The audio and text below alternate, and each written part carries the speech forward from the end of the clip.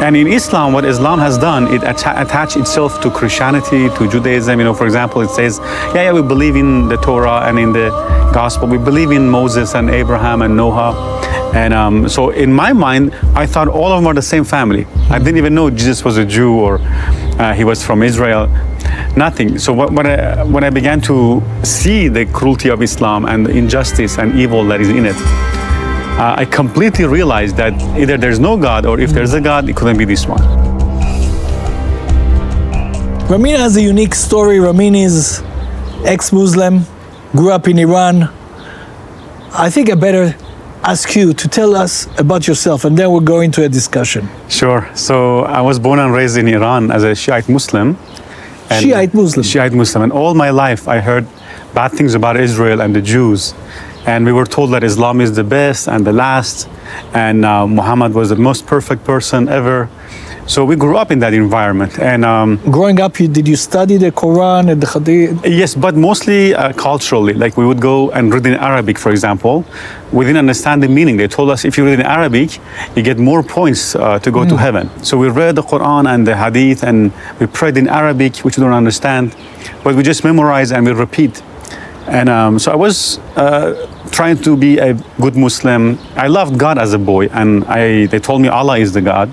So I began to follow and pray, go to mosque, and fast in Ramadan. And we were Shiite, so we used to go beat ourselves with chains on the streets, all to please Allah, hoping and wishing to go to heaven.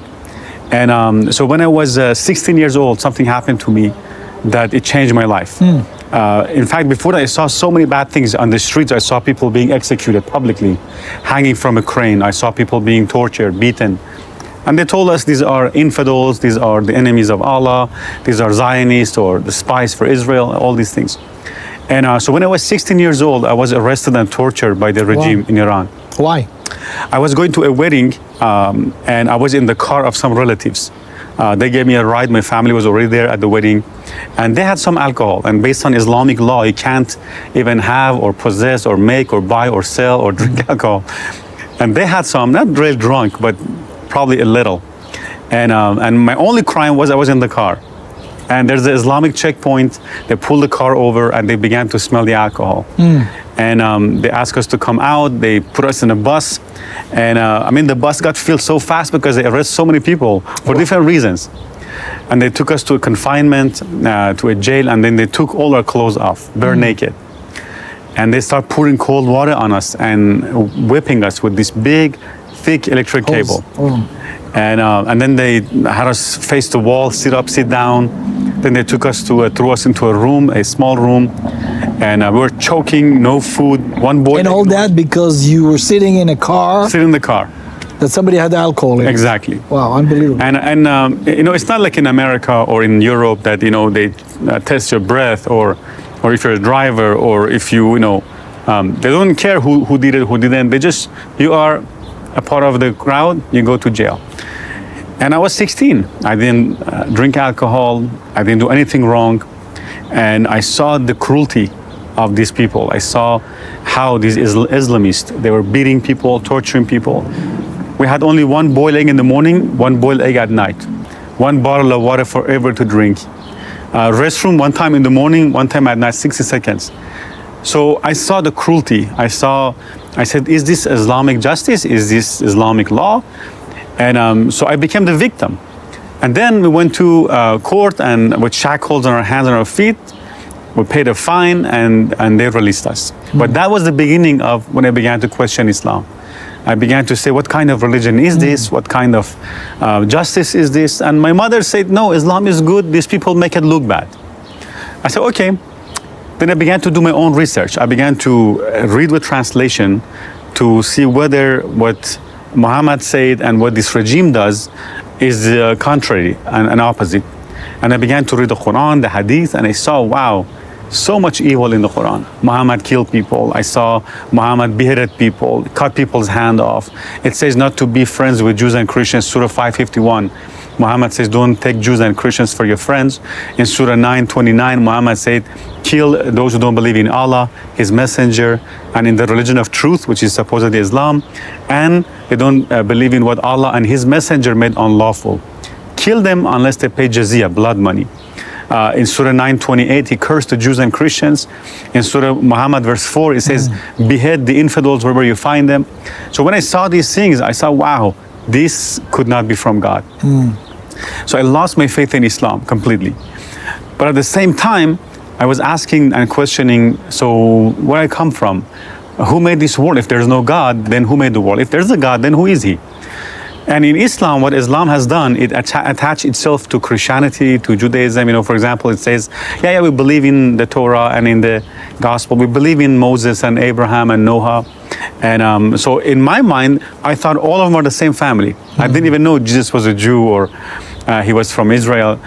Nothing. So when I began to see the cruelty of Islam and the injustice and evil that is in it, I completely realized that either there's no God, or if there's a God, it couldn't be this one. Then from 16 to 19, many things happened. My father died, I lost my school, all my hope was gone, life was meaningless, depressing, sad, and uncertain. Everything seemed like so meaningless for me. I wanted to know the meaning of life. I didn't want to live in this world that is so dark and depressing. And so when I was 19 years old, for first time, I heard about Jesus. I heard that...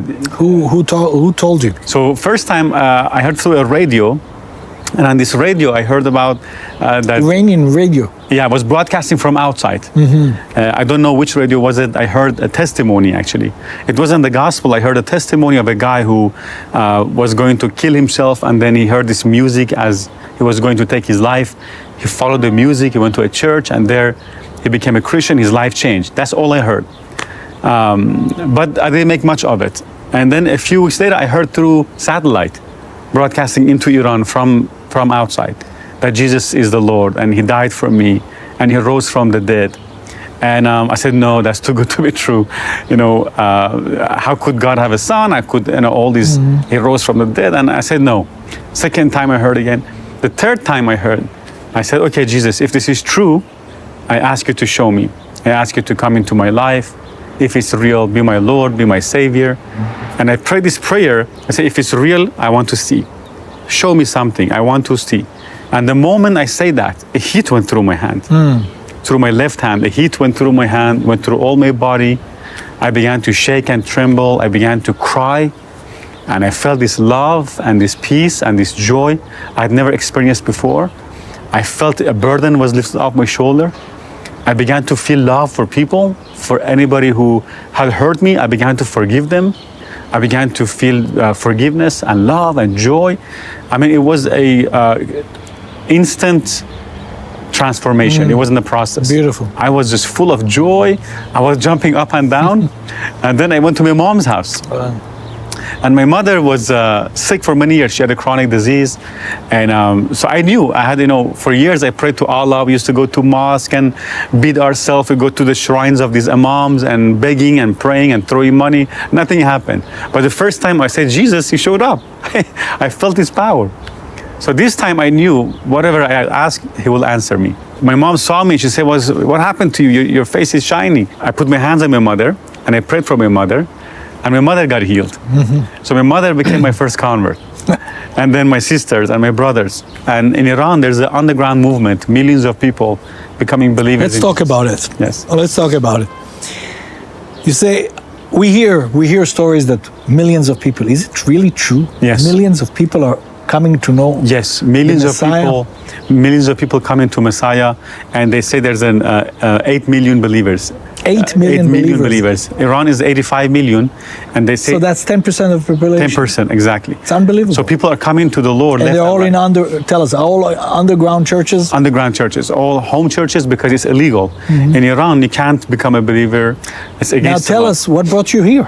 So, long story, I escaped Iran. I was a refugee. I went to America. I went to a Bible college, and I was pastoring a church in California, Iranian church. I began to reach to Iranian. And 3 years ago, I met my wife. She's a Messianic Jew from Israel. And we fell in love. And we met through her art, actually. By the way, I don't know if you know, but it's very, very rare that an Israeli girl dates an Iranian ex-Muslim Christian. Exactly. So it was the grace of God. It was a miracle, and it was His plan. So we met through her arts. We met and we talked to her parents, and then God gave us favor and grace. We got married in 2020, and we lived in America for 2.5 years together.